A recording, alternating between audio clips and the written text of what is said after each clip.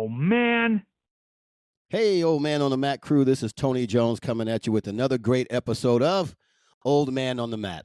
Guys, I'm fired up today. Once again, I'm loving to get that catchphrase of not saying we're old, but we're more experienced, right? So, guys, I'm extremely excited for our guest that's coming on today.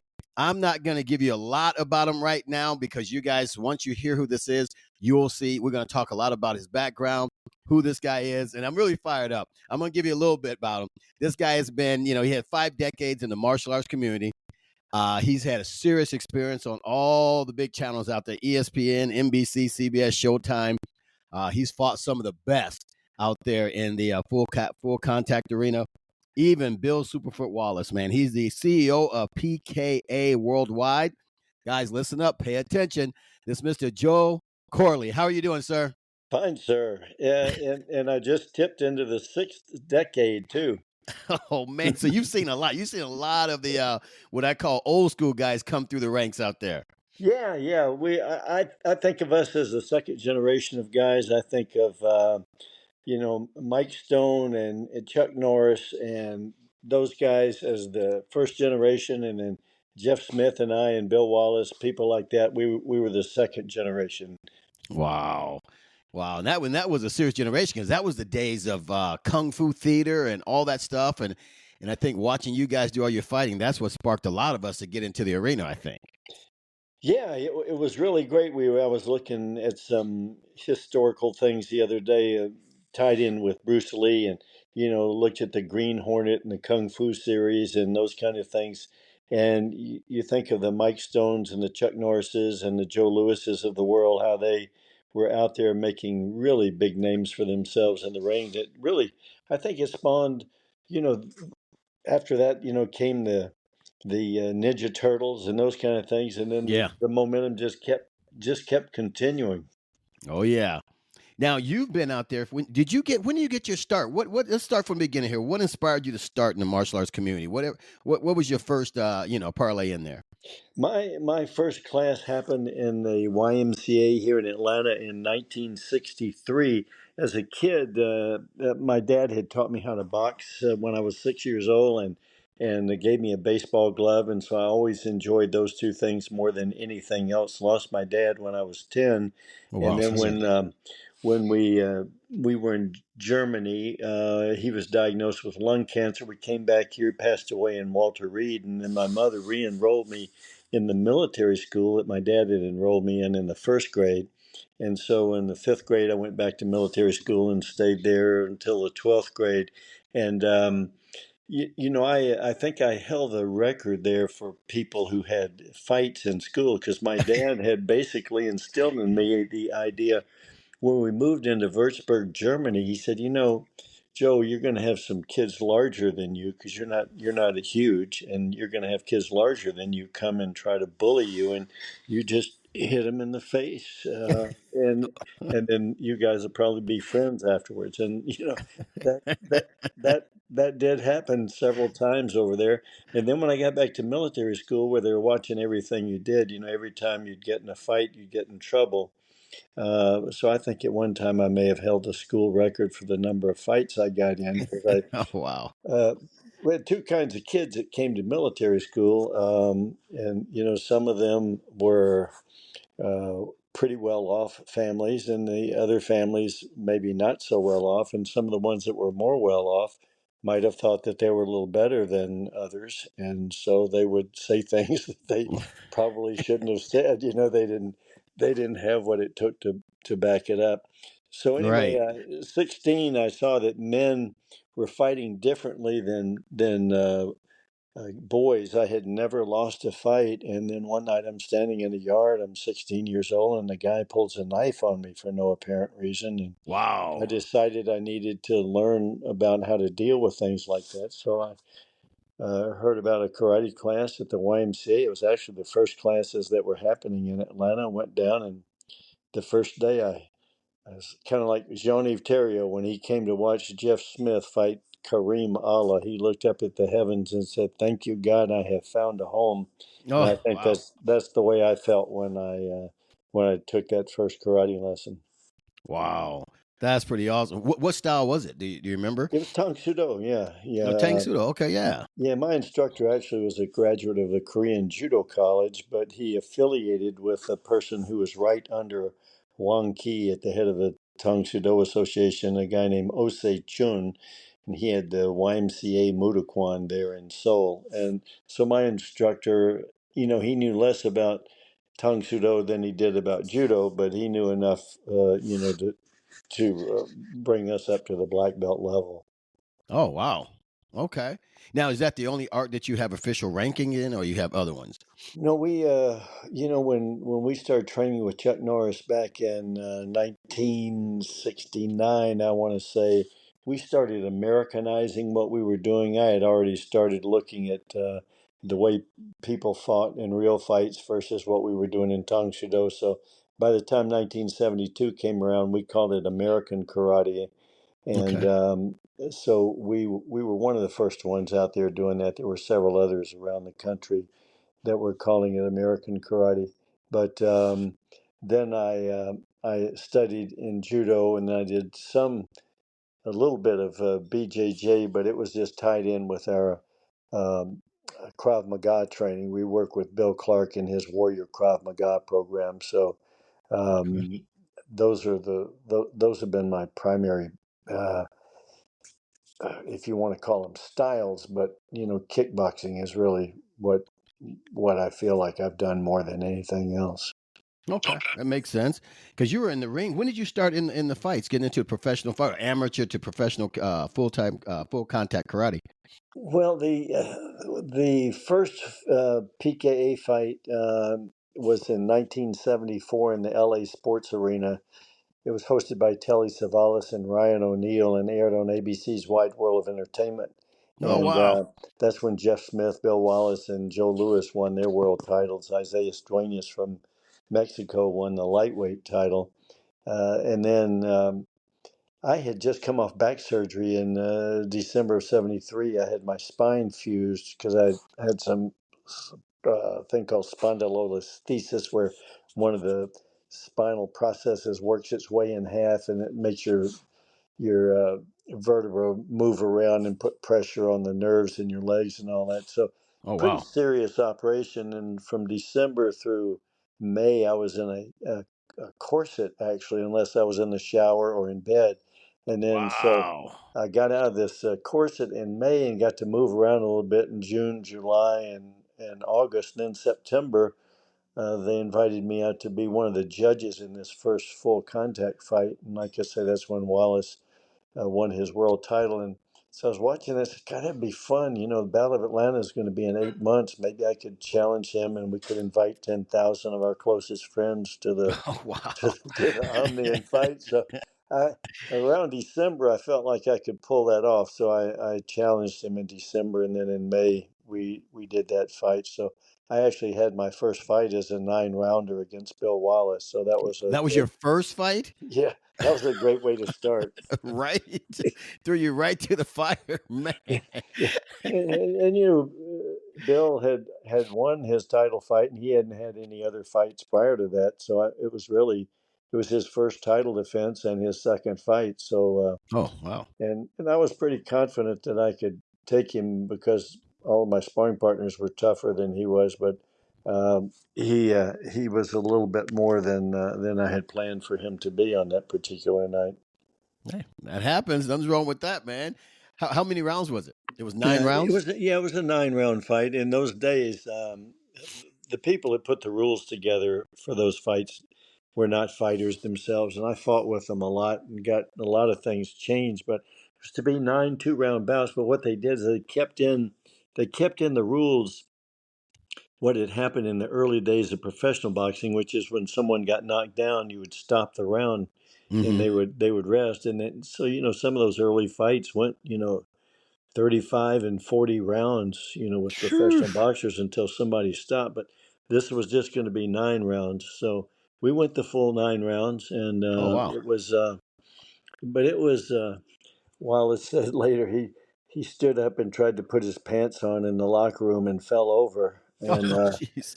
and I was, I was lying on the bench in the locker room that I was in, and my bride at the time came in and was talking to me, sounded like kind of like this, and I said, "Listen, I'm not hurt. I'm just tired, you know."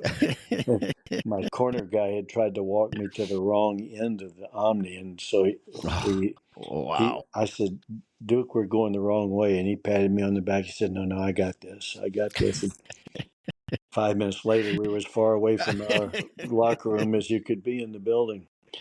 Oh my gosh. Yeah, but Wow. that was a fun start. But it was that night. I did a meme one time that sometimes a single event can change the whole course of your life, and that certainly did mine.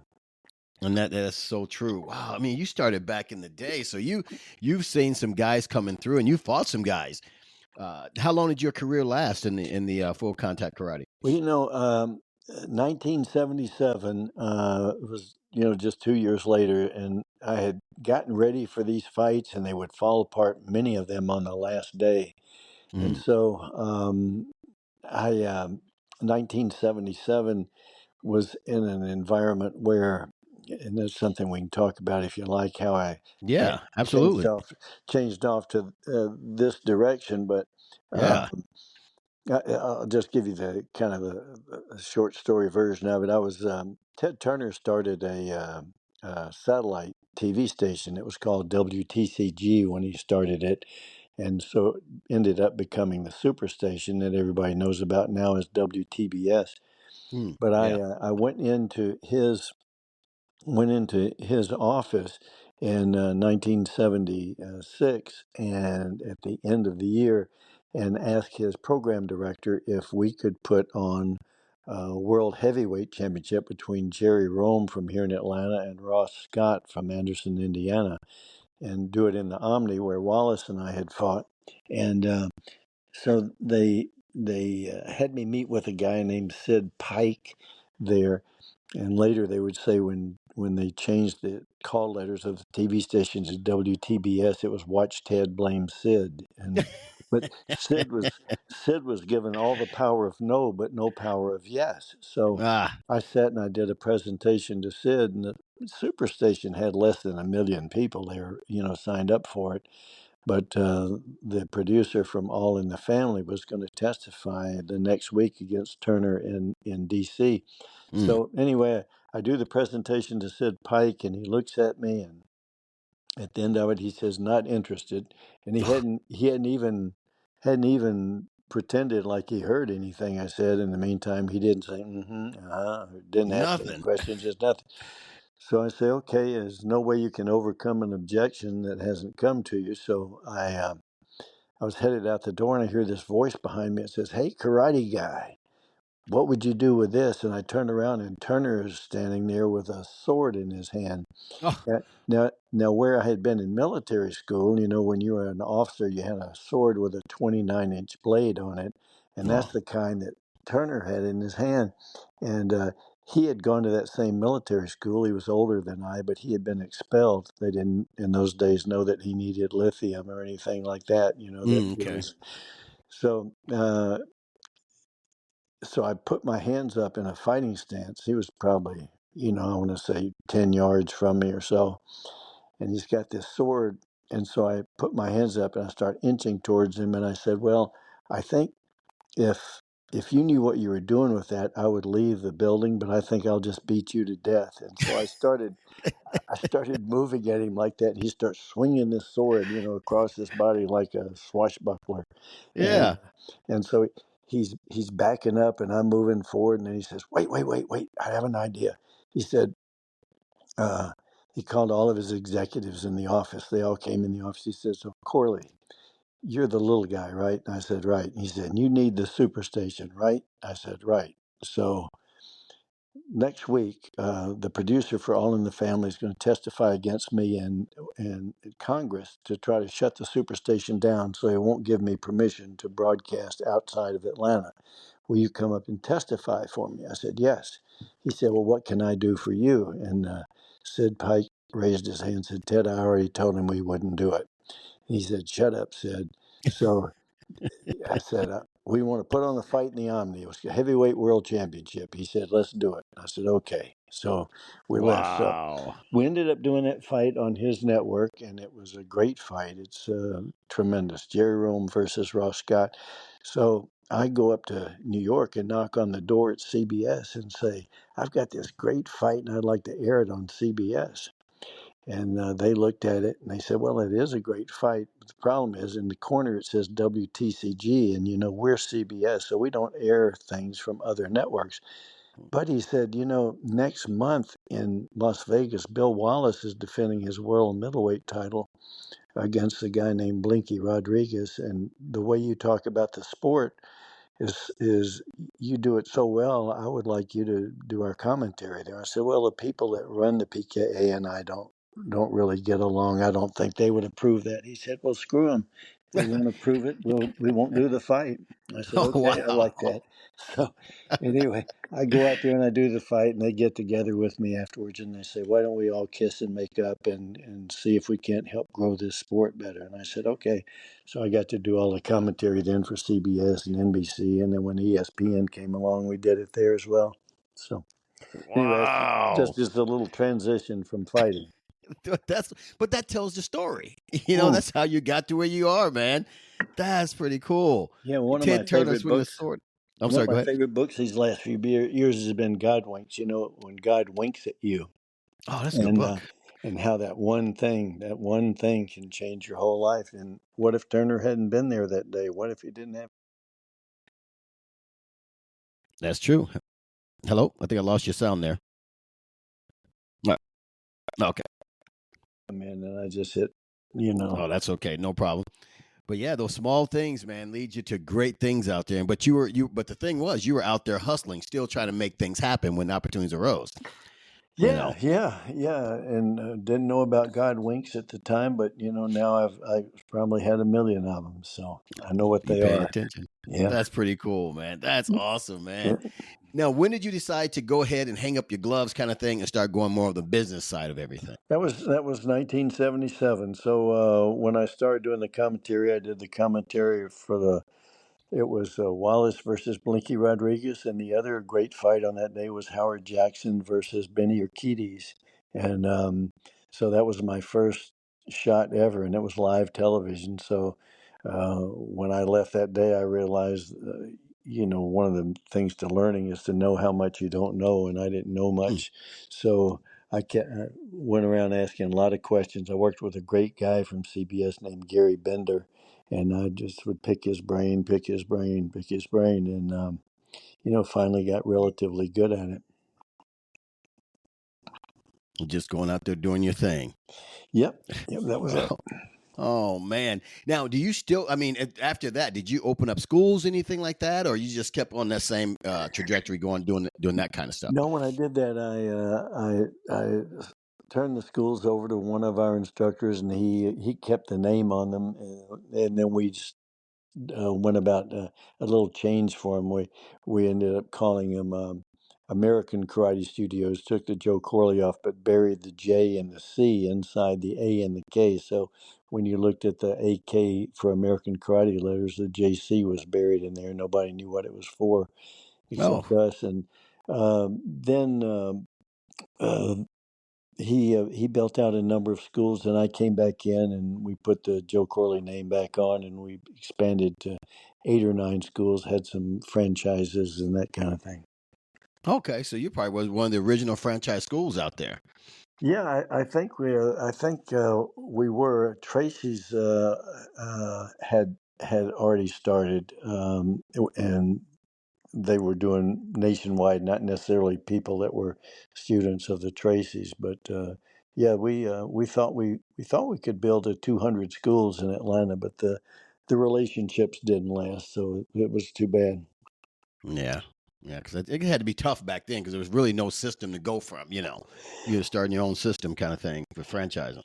Yeah, no, I had some good help in that regard. And Bill Clark came around and got a lot of information from us in the meantime. But it was Jeff Smith and I were good friends, and he was working with June Ree as June Ree was expanding. So I would go up for their meetings and see how they were helping their people manage the schools and all. And Jeff was then and is now way ahead of his time, and he's got all those schools with the martial arts mastery group now. A lot of schools doing $1 million a year now. Oh, wow. That's awesome. Yeah. Holy cow. That's really cool. Now, right now, well, I won't say right now, but as you've seen over the years, the transition or the development of the UFC, because I remember when it used to be K1 back in the day, and then Yeah. it started going to UFC. Now, you think it's going to be getting back to the K1s, you think? They've done some huge promotions over there, and it's interesting. The combat sports world exists now that didn't exist back when we were doing it. And it's because of what the Fertitta brothers did with Dana White. Yeah. The UFC came along in 1993, and then was really on its deathbed in 2001, which is when Dana White and the Fertitta brothers bought it for $2 million, and then according to Dana, they went down about 45 million, but they had the money to do it. And then in 2016, they sold it for $4,000 million, or Oh, wow. which is what I say to our Gen Z people who don't know how many million are in a billion, but it's 4,000, yeah, 4,200 million. Oh, some serious bucks, And then in other words. And then in September of this last year, they merged with UFC, merged with WWE, and created a Yeah. $21.9 billion company. So, Wow. so now we have a combat sports world. Wow. Now you're gonna. Do you think with PKA, that's what you're doing out there, the PKA worldwide, is that more K1 or is that along the same lines? No, it's going to be our PKE rules. We'll be a category of one, basically, doing what we did before. No leg kicks and no ground and pound. And each fighter has to throw 8 powerful kicks per round. So, one way to look at it is we are to MMA what soccer is to the NFL. And Okay. so, they're both called football, Yeah. but, if you kick somebody in the legs in a soccer game, you get a pretty serious penalty. Right. Um, and in any sport, if you wrestle somebody to the ground, if it's not called wrestling, like imagine if you could wrestle LeBron James to the ground every time he headed to the basket. How Right. would that interfere with his basketball game? What if a batter standing in the batter's box could be wrestled to the ground by a catcher whenever he felt Right. like it? What would that do to the guy's average? They get paid millions to be wrong 7 times out of 10. That's How true. how far would it drop that average? So we just don't feel that wrestling is a part of the stand-up fight game. So we want to appeal to the people that do karate, taekwondo, and kung fu around the world, Yeah. and their fans and their families and people that like striking. That's why we call it that we're on the hunt for the greatest strikers on the planet. Okay. Well, that makes sense though, because a lot of guys was because that's like I said, that was some of the old school stuff, and it just transitioned to MMA and the UFC, and I think the PKA is coming back. I think that would be something to watch again. They do have a lot of that on television. I see a couple of those now. But are you involved in any of those? No, no, we're not.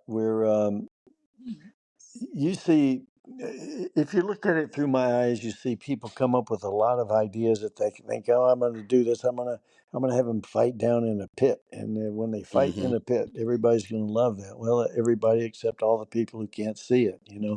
Good Uh, point. so our thing worked. We had great ratings on all the networks that we were on: ABC, NBC, CBS, Showtime, ESPN. All had great ratings. So it wasn't broken. It's just that um, we had a person at Showtime who kind of sabotaged our pay-per-view event in 1993, and our when we had Rufus versus Terrio, and our investor walked away from it. And I've Mm, always contended that if he had not walked away from it, there would not be a UFC these days. okay. We would have been in the position, and Dana White ended up acquiring our greatest 50 hours of our greatest fights of all time. And when Tim Thomas is our in-house counsel, and he he represented Evander Holyfield through all of his glory days, Okay, and yeah.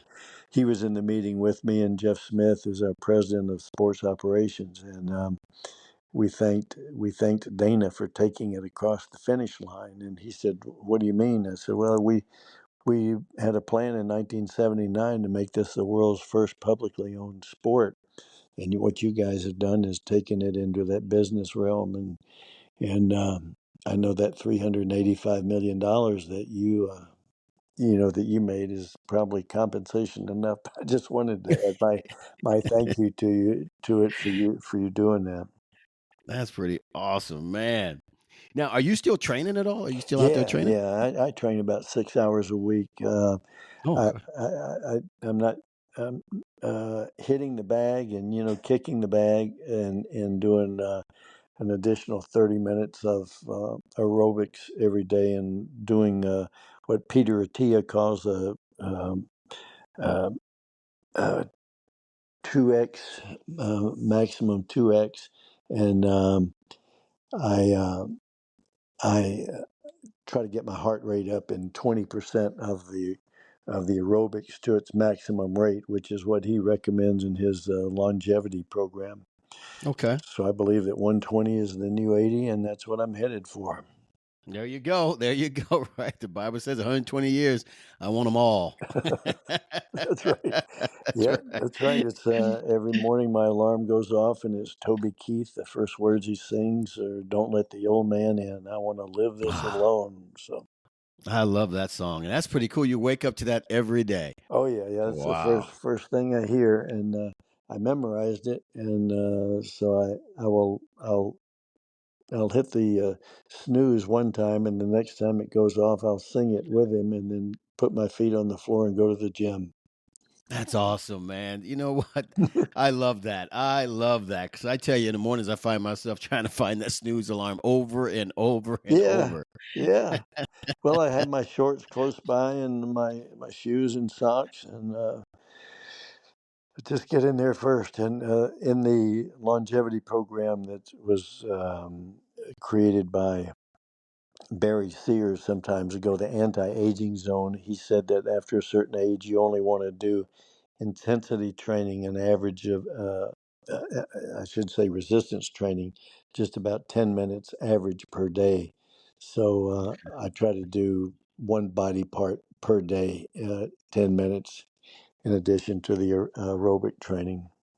Oh, dang. So you're still out there. Oh, yeah, yeah. That's an intense workout. Now, do you run it all, or that's all you're doing is the No, I'm those doing that I'm that doing the program? running on the treadmill. I find if I run out on the ground, I tend to feel it right under my kneecap, and Okay. but if I do it on the treadmill, I'm okay. Okay. Makes sense. Now, how this is what I love asking, especially guys that are over a certain age. What I know because of our age, we've changed our workout. Now, what is something that you've modified for your workout other than this program, like your diet? You have been more hydrated or things like that. Well, I signed up for Tony Robbins' program called Life Force. Have you seen that? I haven't seen that, but I know It, who it Tony Robbins is, of it's course. Yeah. tied to his book Life Force, which came out I think around the first of 2023, and Okay. so when you sign up for that, they come to your house, they take your blood and give you marking 40 blood markers, and Yeah. then they do that every 3 months. So the longevity people, I do an acronym, which was CHAD, so I can remember it. But they say the four killers are cancer, heart disease, Alzheimer's, and diabetes. So Right. if you can keep from getting those things, then you can extend not only what Tony Robbins calls and Peter Attia calls his book. Peter Attia's book is he's a ATTIA. His book is called Outlive, and he's one of the leading guys in the field with is really worth listening to. But if you can catch these things early enough and you can keep yourself from getting to a place where you're going to be terminal with them, that's how you live longer if you're not born with the genes of a centenarian. If you're born Okay. with the genes of a centenarian, then you're going to live to be 100 no matter if you drink, you smoke, whatever you do, you're going to live to that ripe old age. You may not be in the kind of living conditions you want to be in. You might be in a memory care center or assisted living or something, Right. but anyway, just so that's really what I've done is tried to figure out how to follow the latest stuff. Robert Goldman does these seminars out in Las Vegas called the A4M seminars, and we were out there a couple of months ago. Had 3,000 physicians there whose function is to help baby boomers live longer. Wow. And they do this all over the place, or? Oh yeah, yeah. He does them in Thailand. He does another one in Orlando. But every year in December we try to go out. And he has saw Michael Jai White out there this year, and he Oh does yeah. a whole thing where all of the martial arts guys that are there have a get together and has a big party for them. And Robert Goldman on Facebook is the guy. He would be a great person for you to interview. I'll look him up. Robert Goldman. Yeah, Goldman. he uh he was a protege of Jack LaLanne actually, and Really? I yeah, remember Jack LaLanne. yeah, Wow. yeah. Look up Jack LaLanne and Robert Goldman. You'll see him as a 19-year-old on the stage with Jack LaLanne, with his arms extended completely out, lying flat on the floor, doing those kind of push-ups where your arms. I think Whew. he also held the Guinness Book of World Records for doing a handstand, doing push-ups. I think he's doing like 400 and something push-ups in a handstand Oh position. my gosh. Wow. Holy cow. Yeah, I would definitely look him up. Oh man, because I know right now, and I think what we're trying to put out, especially with people of all different ages, but as I say, the more experienced people out there, uh, to see what everybody's doing, because I think we can offer something to everybody. I think everybody wants to live longer, wants to be healthier, and I think one of those ways is getting off the couch, right? Yeah, well, Peter Attia is the right guy to follow, and every week he does an interview with the top physicians in the world on any given field. So if you wanted to know about anything in the health field with respect to your uh, health span and your lifespan, he's the guy to listen to. All right, I definitely will. Now, let me ask you this, because you've been around, you've seen it all from back to the day to today. What would you tell a guy? Let's say he hasn't done anything, but he's older, he's trying to get off the couch, he's reading all the books, he's trying to do something. What would you suggest his first step be if he hasn't done anything really?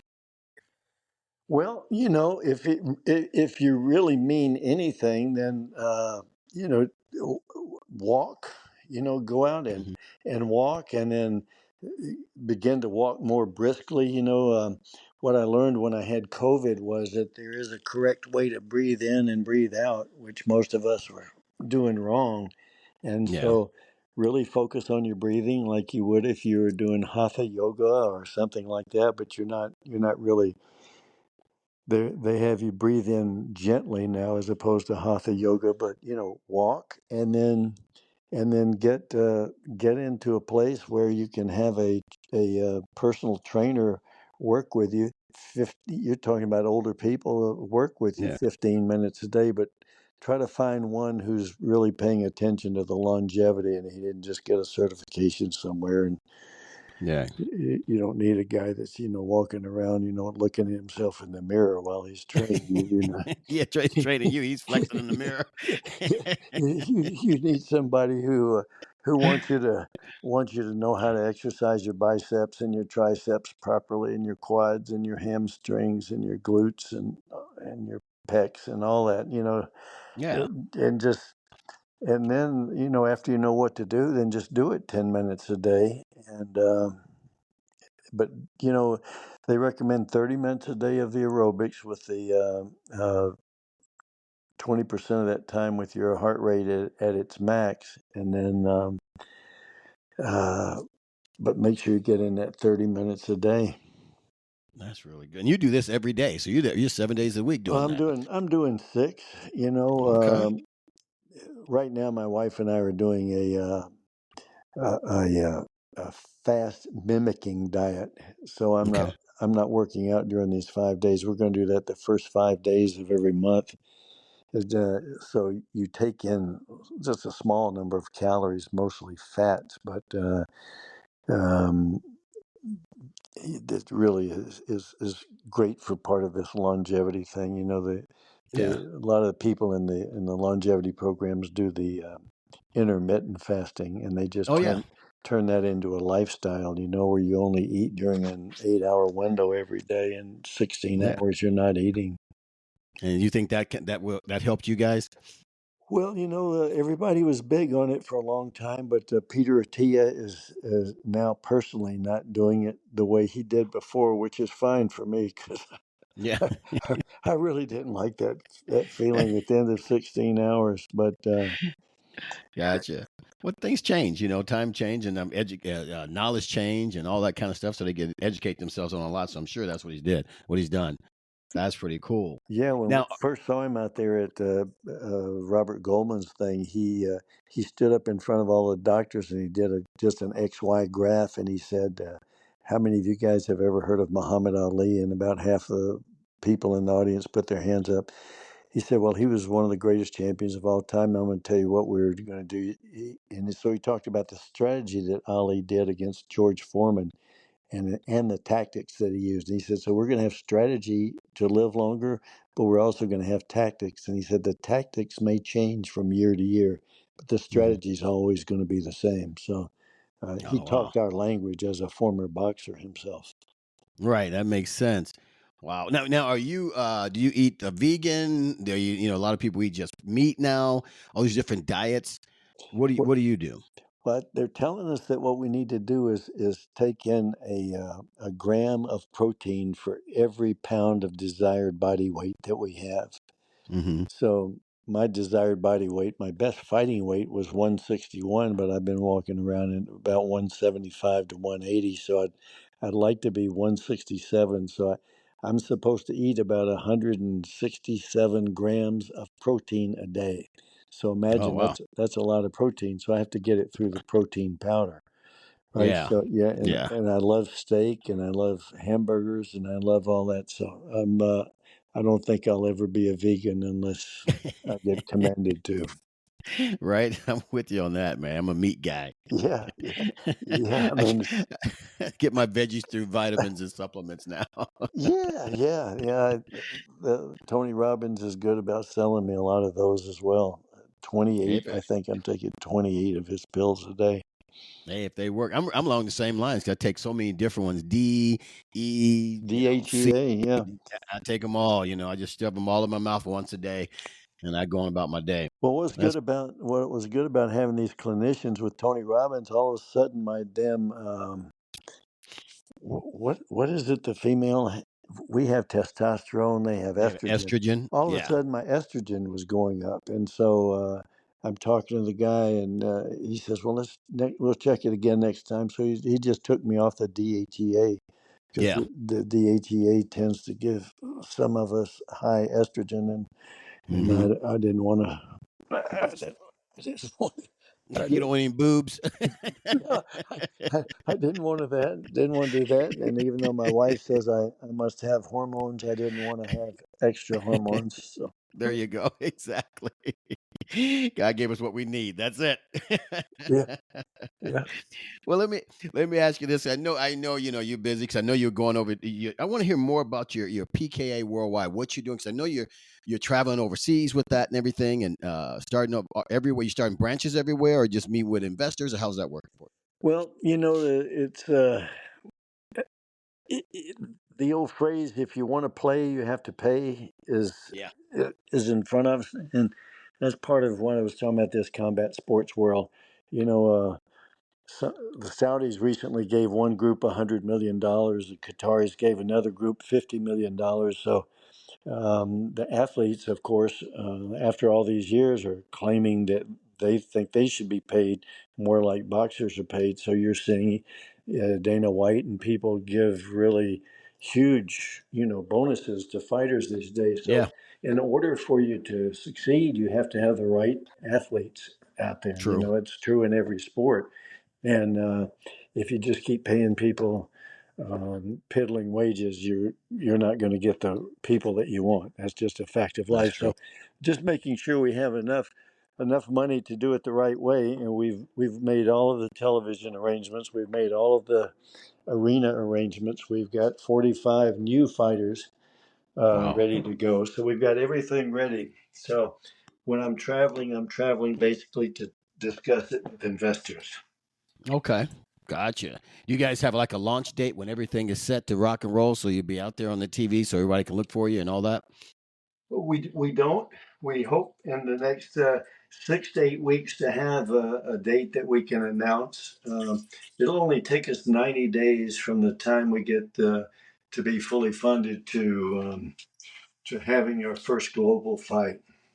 Oh wow, that's all. That's not bad then, that quick. Well, Okay. we presented 1,000 hours of programming before. We've got all the people in place, the fighters, the arenas, the broadcasters in place. We've got an Emmy award winning producer, you know, big name that I'm not saying publicly, but everybody that Yeah. knows television will certainly know the name when we do it. And so we'll have, like I say, we'll be to the MMA what soccer is to football, and we all know how many fans soccer. Oh yeah. Oh, Yeah. you guys get a ton of fans, I guarantee you. That's pretty cool. That's awesome. Now, like I said before, I know you're tied up out there. You guys are running all over the place.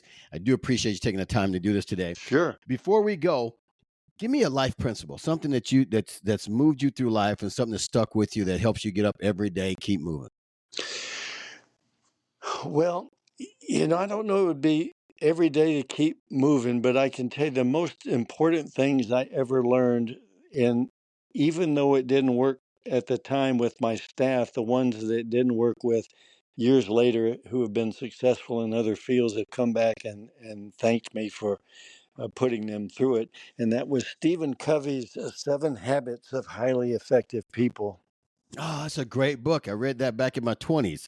Yeah, Okay. yeah, Yeah. I read everything that he put together and all of his videos. He was I think the smartest man like I said, as a dad deprived boy, I would listen to him talk and think I was listening to Yoda, I mean, Oh, wow.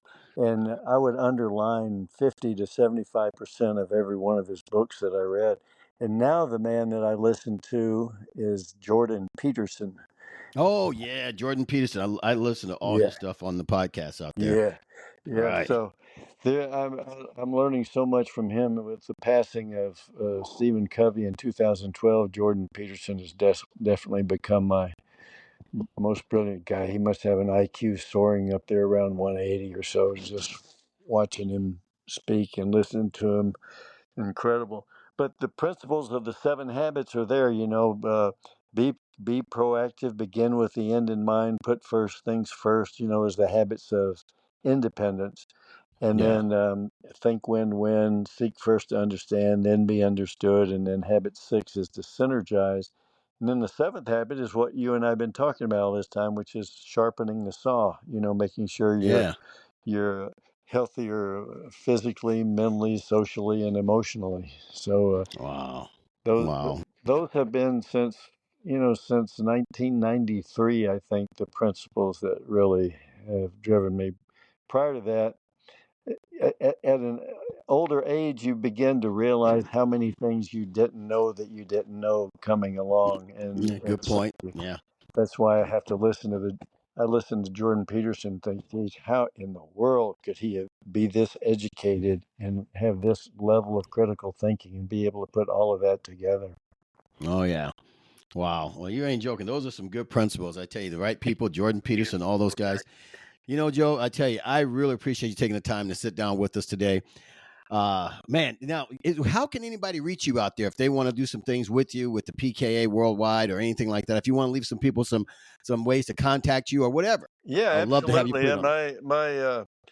my email address is pretty simple. It's pkajoecorley@gmail.com. So anybody who would like to get any information or be a part of it in any way. We had a whole group of promoters around the country that we were working with during all those ESPN days, and we're going to Yeah. be doing that again. We'll be promoting a lot of our own events, but we'd like to work with other people to really bring fighters along in every part of the world. We got people in charge of Africa and South America and Europe, so we got everything laid out. We just need now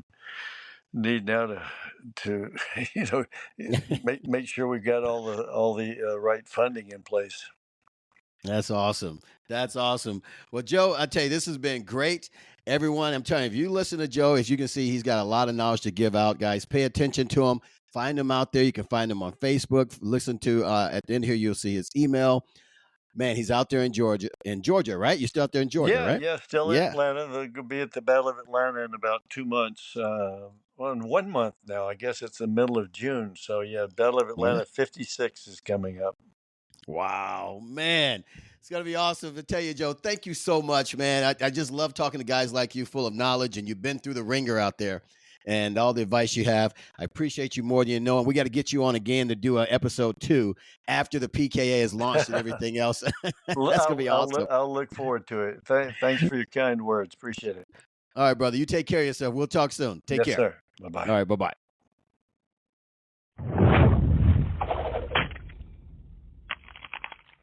Oh, man.